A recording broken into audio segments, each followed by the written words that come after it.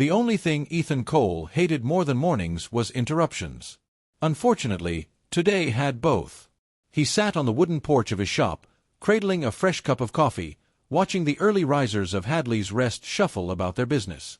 The colony was nothing special. Dusty streets, squat buildings, the occasional hover truck kicking up clouds of reddish dirt, but it had a peaceful charm. And peace was something Ethan had earned, though not without effort. The old sniper adjusted his seat, feeling his knees protest. 63 wasn't ancient, but years of crawling through mud, running from explosions, and carrying rifles longer than some recruits were tall had taken their toll. He sighed, lifting his cup just as a shadow fell over him. "Morning, old man," came the familiar, cocky voice. Ethan closed his eyes. Not him. Jonas Cade, barely 20, full of enthusiasm and bad decisions, grinned down at him. The kid was built like a fence post, all limbs and no sense, and had recently enlisted in the colonial militia, a fact he mentioned every 3 minutes. "You hear the news?" Jonas said, plopping down on the porch railing. "Galactic soldiers are coming through. Some real badasses, apparently. You must be thrilled." Ethan took a slow sip, savoring the silence before answering. "Can't say I am, kid." Jonas laughed. "Why?"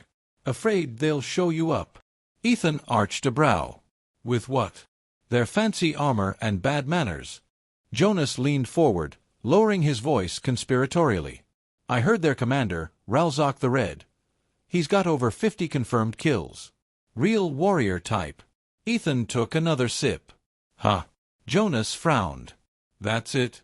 Just, huh?" Ethan set down his mug. "You know what I had for breakfast?" Jonas blinked. "What?" "A muffin." Ethan gestured at the crumbs on his plate. "You know how many confirmed kills that muffin had?" "None." "Exactly. And yet I was more impressed with it than I am with Ralzok the Red." Jonas groaned. "You're impossible." Before Ethan could bless him with another pearl of wisdom, the colony's early warning alarms blared to life. The peaceful streets erupted into chaos as colonists ran to their stations. Jonas jumped to his feet, eyes wide with excitement. "They're here." Ethan didn't move. "Might want to step out of the way, then." The sky split open as a massive Zerithian dropship descended, its engines kicking up a whirlwind of dust. The ship was all black steel and cruel angles, bristling with weapons it had no business flaunting in a civilian settlement. As it touched down, the colony gates rumbled open, and out marched 50 of the ugliest, most arrogant soldiers Ethan had ever seen. The Zerithians were built like tanks wrapped in arrogance, 7 feet tall, muscular, and covered in dark, chitinous armor that made them look halfway between a reptile and a bulldozer. They strode into the colony with the air of conquerors who had already decided their victory was inevitable. Ethan remained seated. Their leader, Captain Ralzok, towered over his troops, a scar cutting across his snout-like face. He scanned the crowd before stepping forward, voice booming with self-importance. "People of Hadley's Rest, you are now under the jurisdiction of the Galactic Coalition security forces." Jonas whispered, "Wow."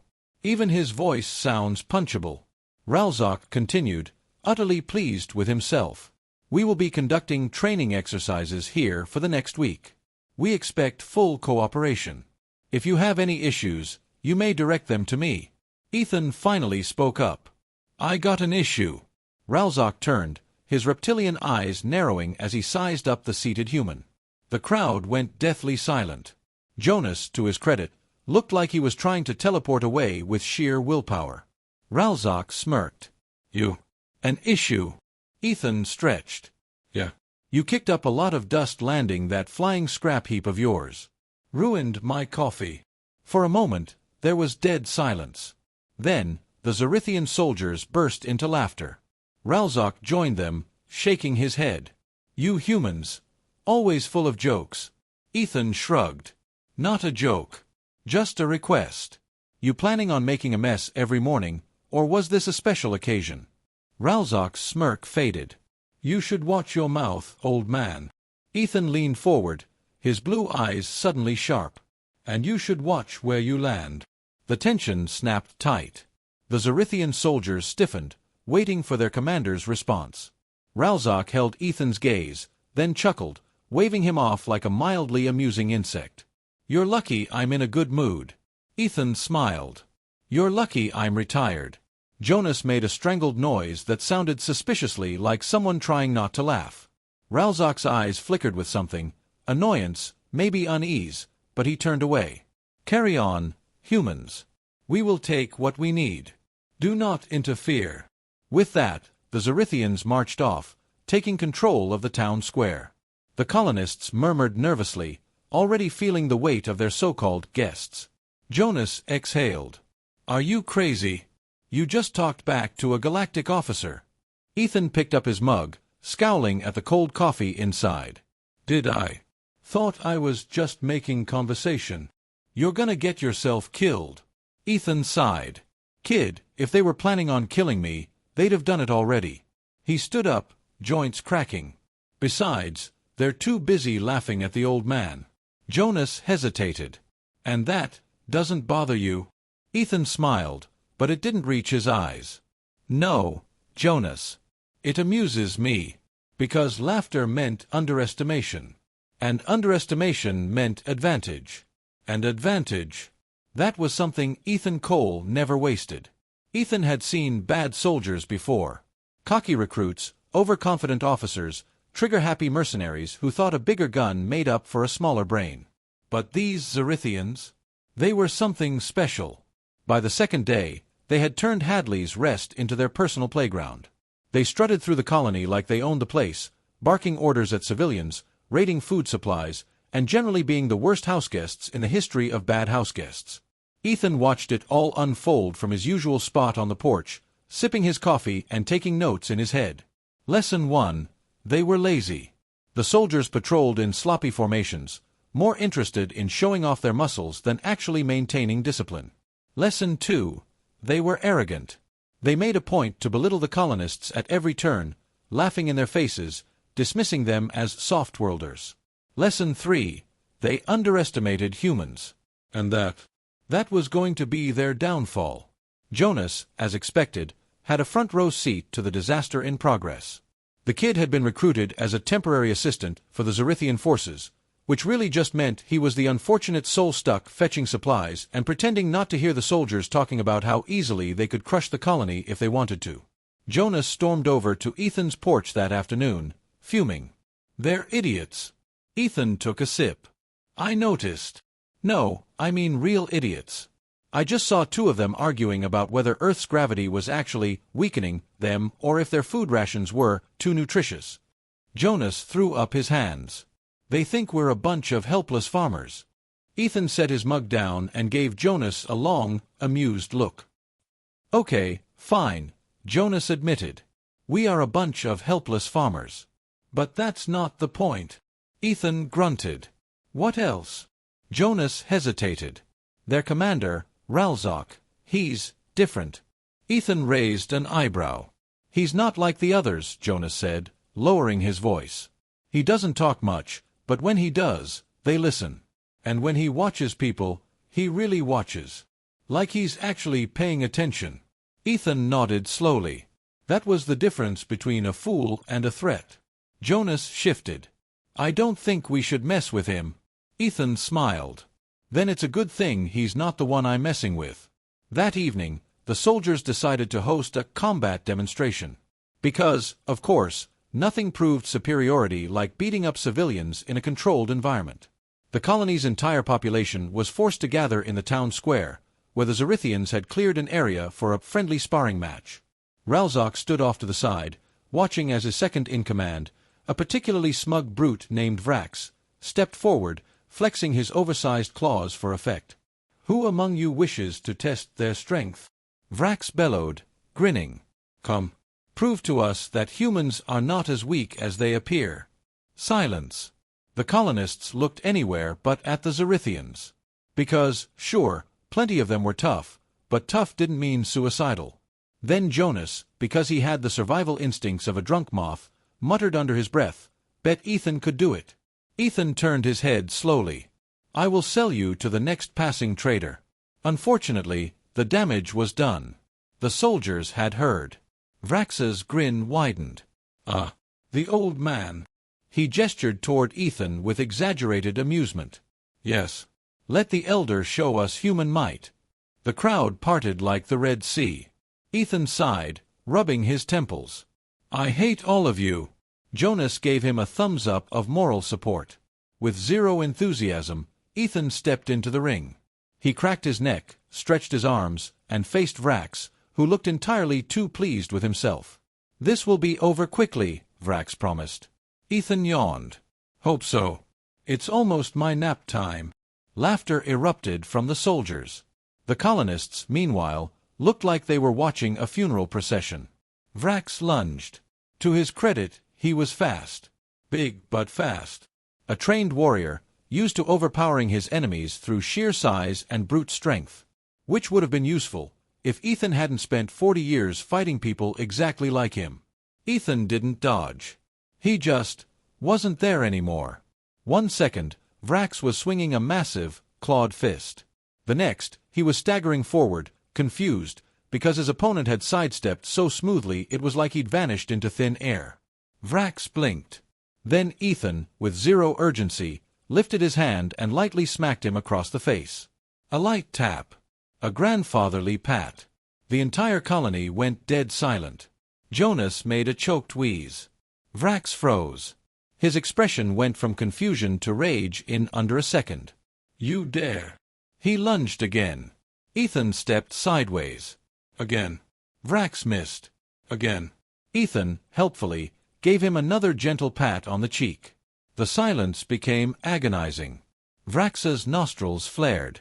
He came in with everything, a full-speed charge, claws out, a move designed to break bones. Ethan took a single step forward. At the last possible second, he pivoted, hooked his foot around Vrax's ankle, and helped him meet the ground at full speed. The Zorithian slammed face first into the dirt with a thud that shook the square. A long, stunned silence followed. Then Ethan crouched beside him. You good, champ. Vrax twitched. Ralzok, who had been watching quietly this whole time, finally stepped forward. His expression was unreadable, but his eyes were sharp. Calculating. Ethan met his gaze. For a long moment, nothing moved. Then Ralzok smiled. A small, knowing smile. Well played, human. He turned to his soldiers. We are done here. The Zorithians hesitated. Ralzok's voice hardened. Now. And just like that, they were gone, dragging Vrax's limp body with them. The moment they disappeared, the entire colony erupted into wild, disbelieving cheers. People clapped Ethan on the back, laughing, cheering, because for the first time since the Zorithians arrived, they had seen one of them lose. Jonas, practically vibrating, grinned at Ethan. That was amazing. Ethan picked up his abandoned coffee cup, now cold. That was a mistake. Jonas frowned. What? Ethan took a slow sip and looked toward the retreating Zorithians. Ralzok isn't stupid. He was testing me. Jonas shifted.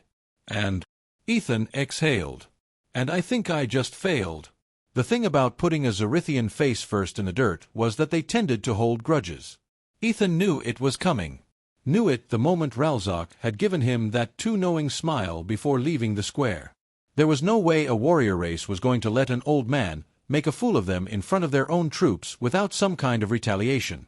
So, when Jonas came sprinting up the next morning, panting like a winded hound, Ethan was already pouring himself a fresh cup of coffee. They're coming, Jonas gasped. And they don't look happy.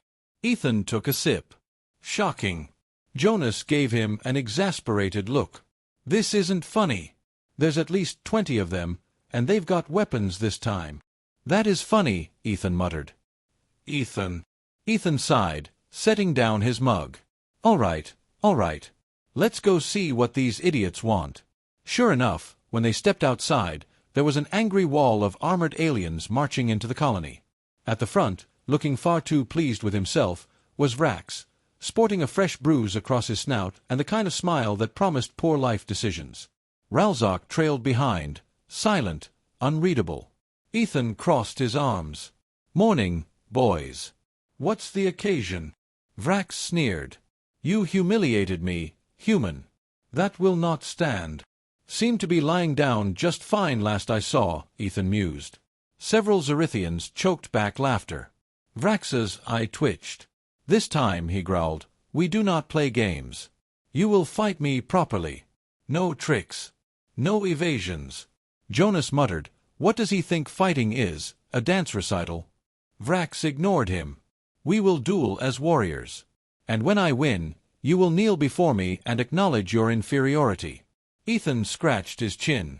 "And if I win?" Vrax bared his teeth. "That will not happen." "Lot of confidence for a guy who just ate dirt yesterday," Ethan remarked. The soldiers shifted uncomfortably.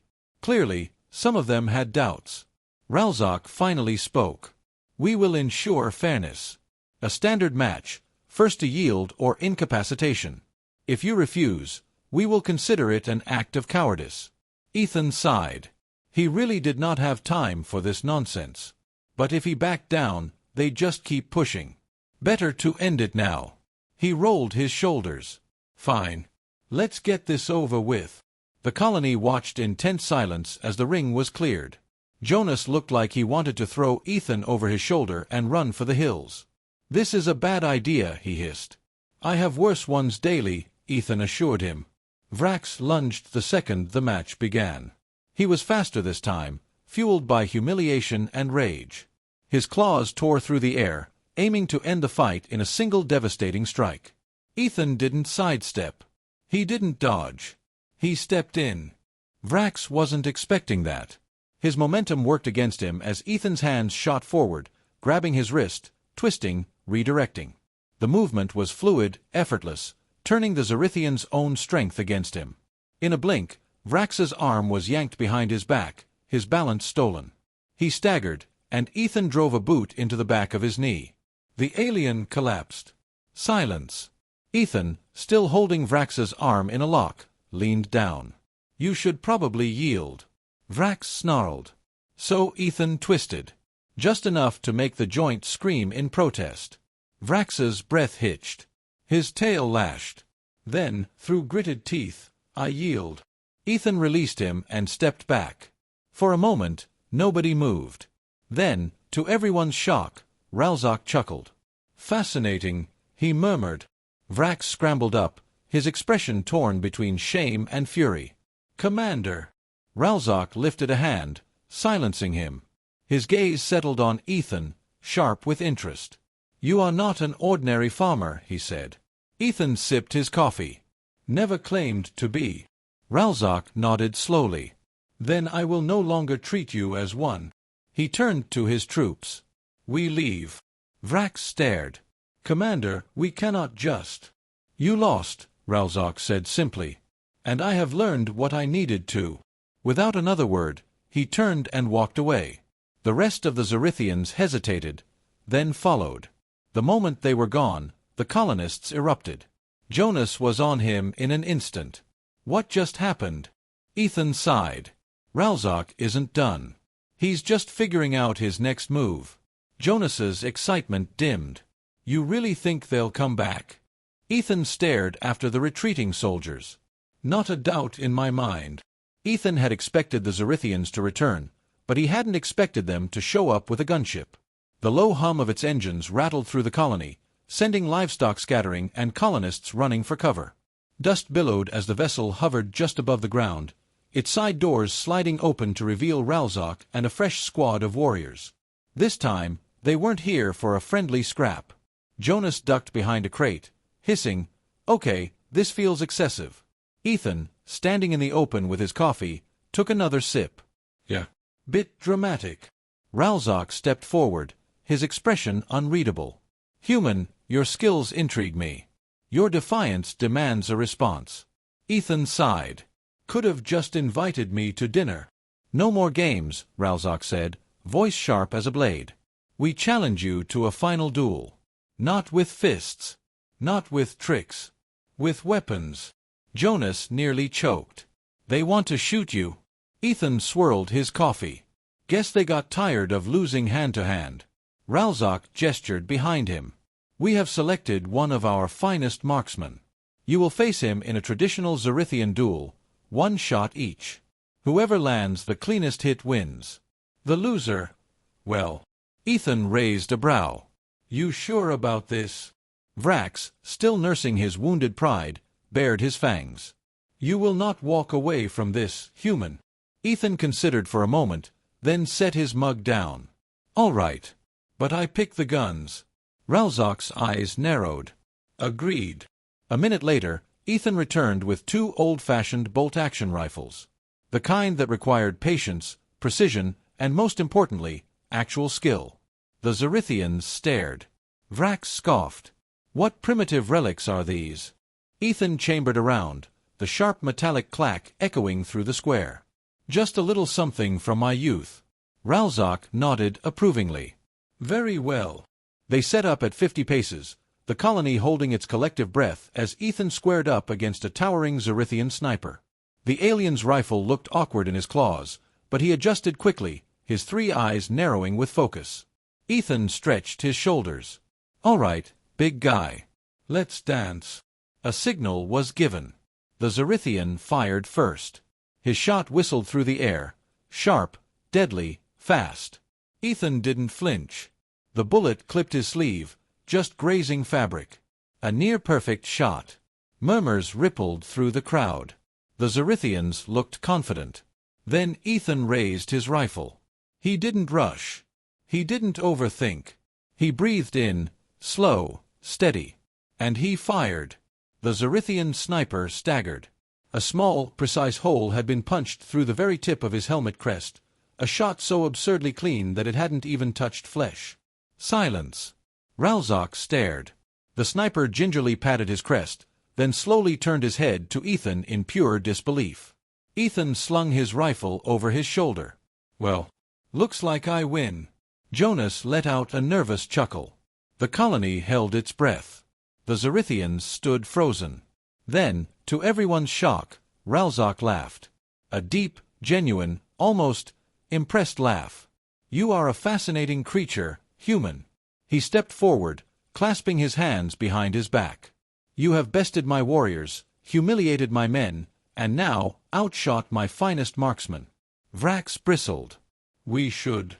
Ralzok silenced him with a glance. "Enough. This was a test, and the human has passed." Ethan raised a brow. "A test?" Ralzok's gaze turned calculating. "We do not respect the weak. But we do respect warriors. And you, old man, are one of the finest I have seen." The gunship's engines roared as Ralzok turned to his soldiers. "We leave." Vrax looked ready to protest, but one glance at Ralzok and he swallowed his pride, silent in his defeat. As the Xerithians boarded, Ralzok gave Ethan a final nod.